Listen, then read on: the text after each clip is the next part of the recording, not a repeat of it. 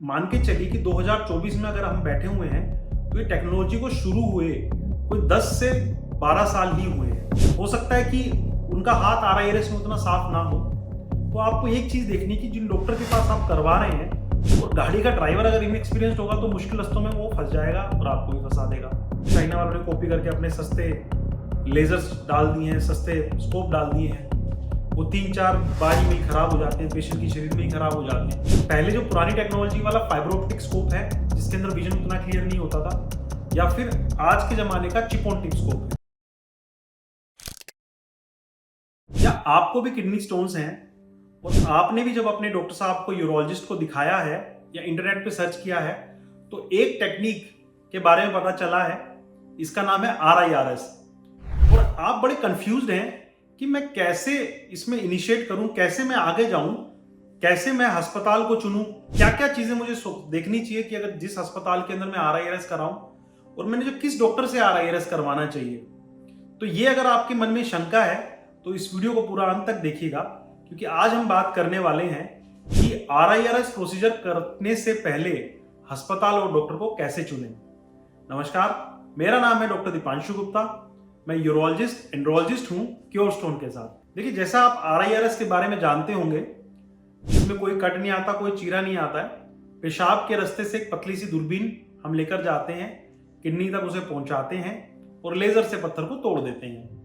क्योंकि ये almost non invasive technique है तो इसमें रिजल्ट्स काफी अच्छे होते हैं, पेशेंट नेक्स्ट डे पे अपना काम कर सकते हैं। सबसे पहले चलिए बात करते हैं कि कैसे आपको अपने डॉक्टर को चुनना चाहिए।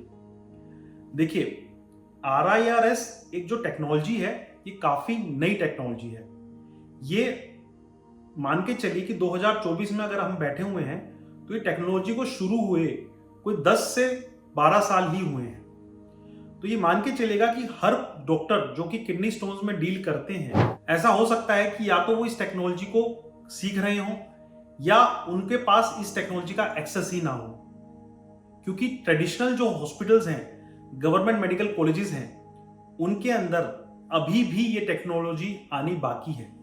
तो अगर आपको RIRS या किसी डॉक्टर को RIRS सीखना है तो उसको या तो कोई फेलोशिप ज्वाइन करनी पड़ती है या फिर कहीं पर ही जाके कोई ट्रेनिंग लेनी पड़ती है, या यूजुअली काफी बार डॉक्टर्स पेशेंट्स के कर करके ही सीखते हैं।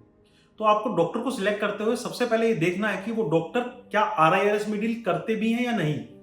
बहुत सारे यूरोलॉजिस्ट यूरोलॉजी के सारे प्रोसीजर्स करते हैं, जैसे किडनी ट्रांसप्लांट भी कर रहे हैं, किडनी के स्टोन्स भी रिमूव कर रहे हैं, किडनी की सारी चीजें कर रहे हैं। तो हो सकता है कि उनका हाथ RIRS में उतना साफ ना हो। तो आपको एक चीज देखनी कि जिन डॉक्टर के पास आप करवा रहे हैं कितने RIRS करते हैं, उनका बैकग्राउंड क्या है, कितना सालों का एक्सपीरियंस है उन्हें, और उनके रिजल्ट्स कैसे हैं। तो ये सारी चीजें आजकल आपको वेब पर आराम से मिल जाएंगी। इसके बारे में आप डीप स्टडी करें तो आपको पता चलेगा कि किन लोगों का कितना एक्सपीरियंस है। क्योंकि सबसे ज्यादा जरूरी चीज जो है कोई भी गाड़ी के चलने में उसके ड्राइवर पे डिपेंड करती है कि कौन उसका गाड़ी का ड्राइवर है। अगर गाड़ी का ड्राइवर अच्छा होगा तो मुश्किल रास्तों से भी आपको चलाकर ले जाएगा, और गाड़ी का ड्राइवर अगर इनएक्सपीरियंस्ड होगा तो मुश्किल रास्तों में वो फंस जाएगा और आपको भी फंसा देगा।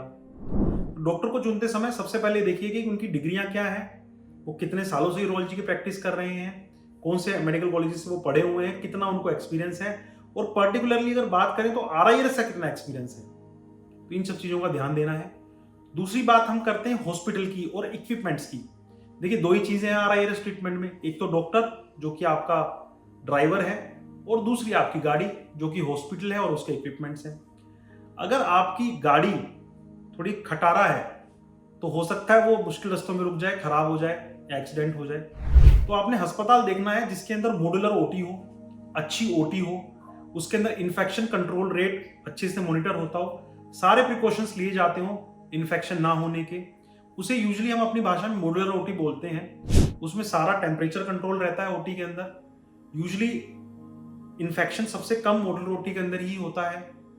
एयर कंडीशनिंग रहती है, HEPA फिल्टर्स लगे हुए रहते हैं, सेंट्रल कंसोल होता है। दूसरी चीज ये देखनी है, अगर इक्विपमेंट्स की बात करें तो उसमें दो ही चीजें मेन होती हैं, एक तो है हमारी जो लेजर है और एक है हमारा जो स्कोप है।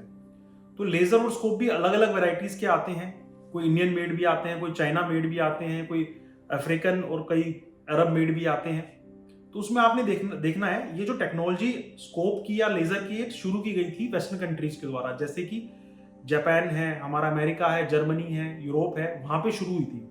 उसके बाद लोगों ने धीरे धीरे कॉपी करके, जैसे चाइना वालों ने कॉपी करके अपने सस्ते लेजर्स डाल दिए हैं, सस्ते स्कोप डाल दिए हैं।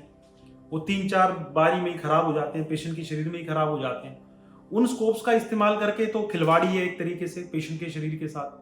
तो आपने ये चीज देखनी है कि जो लेजर इस्तेमाल की जा रही है वो कितने वॉट है, कौन सी लेजर है, कितने फाइबर्स के उनके पास ऑप्शंस हैं। 200 की फाइबर है, 200 माइक्रोन, 400 माइक्रोन, 550 माइक्रोन की फाइबर है या नहीं है, वर्ष कितनी लेजर है उनके पास, अमेरिकन मेड लेजर है, जापानीज मेड लेजर है, चाइनीज मेड लेबर है, या इंडिया मेड भी लेजर आती है। दूसरी चीज आपने ये देखनी, जो स्कोप हम इस्तेमाल कर रहे हैं वो कौन सा स्कोप है। पहले जो पुरानी टेक्नोलॉजी वाला फाइबर ऑप्टिक स्कोप है जिसके अंदर विजन उतना क्लियर नहीं होता था, या फिर आज के जमाने का चिप ऑन टिप स्कोप है। चिप ऑन टिप स्कोप का ये रहता है कि उसमें विजन बहुत क्लियर होता है। देखिए, हम किडनी में स्टोन तोड़ने के लिए गए हुए हैं और अगर हम अच्छे से नहीं देख पाएंगे उस एरिया को, तो हम स्टोन को तोड़ ही कैसे पाएंगे। तो इसलिए जो बेटर क्वालिटी के विजन्स हैं, जिसके अंदर पूरा आपको 4K विजन भी आता है, तो वैसे स्कोप्स होने चाहिए जिससे कि पेशेंट की किडनी में जब हम जाएं तो स्टोन अच्छे से दिख पाए। तो ये 4-5 चीजों का आपने ध्यान देना है। अगर आप इन 4-5 चीजों का ध्यान रखेंगे तो उम्मीद यही है कि आपका RIRS सक्सेसफुल होगा और जो ये प्रोसीजर, जो एक रेवोल्यूशनरी प्रोसीजर है, इसका फायदा उठा पाएंगे और किडनी स्टोन, जो कि बहुत ज्यादा दिमाग की परेशानी का कारण बनता है, उससे आप निजात पा पाएंगे। धन्यवाद। ऐसी और किडनी स्टोन्स की वीडियो के लिए मेरे YouTube चैनल को सब्सक्राइब करें और हमें फॉलो करें इंस्टाग्राम पे द क्योर स्टोन के साथ।